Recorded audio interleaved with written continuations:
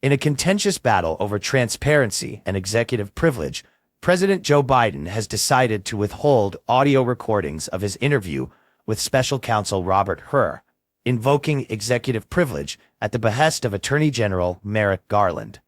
The recordings are part of an investigation into Biden's handling of classified documents, a matter that Republicans in Congress are eager to scrutinize further. The White House announced this decision on Thursday, highlighting Garland's concern that releasing the recordings could jeopardize future investigations and discourage witness cooperation. Garland stated that fulfilling the GOP's demand could potentially have deleterious effects on law enforcement efforts. White House counsel Ed Siskel echoed these sentiments in correspondence, accusing Republicans of wanting to chop up and distort the recordings for partisan purposes. This move has drawn sharp criticism from House Republicans, particularly House Oversight Committee Chair James Comer, who quickly turned the controversy into a fundraising opportunity. Comer dispatched a campaign email urging supporters to contribute financially, suggesting that Biden's actions could sway swing voters. The email framed Biden as unfit for the presidency, echoing Comer's prolonged and largely unsubstantiated impeachment inquiry against the president, which has been marred by false claims from an indicted former FBI informant.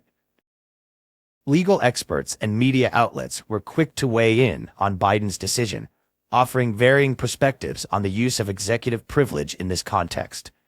Critics argue that the assertion of privilege over the tapes is a purely political maneuver.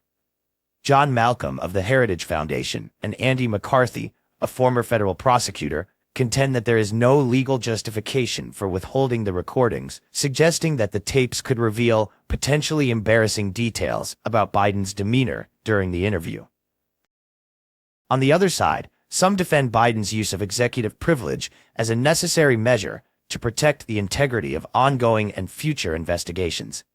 This stance is comparable to actions taken by former presidents, such as Barack Obama's invocation of executive privilege during the Fast and Furious investigation, a controversial gun tracking operation.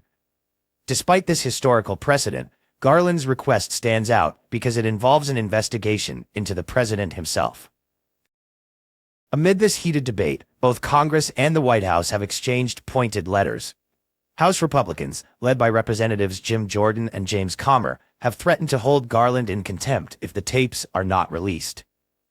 The DOJ responded firmly, stating it is long-standing policy that officials asserting executive privilege cannot face criminal contempt charges for such actions. Further complicating the political landscape, the ongoing investigation into former President Donald Trump's retention of classified documents and his attempts to interfere with federal demands for their return contrasts sharply with the Biden case.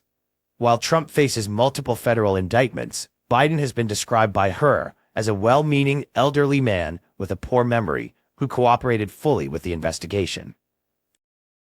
As the controversy unfolds, House Republicans remain divided on the effectiveness of pursuing this line of inquiry and impeachment against Biden. Meanwhile, the public watches closely as both sides maneuver in a politically charged environment, leaving many to question the integrity and motivations behind the ongoing investigative efforts.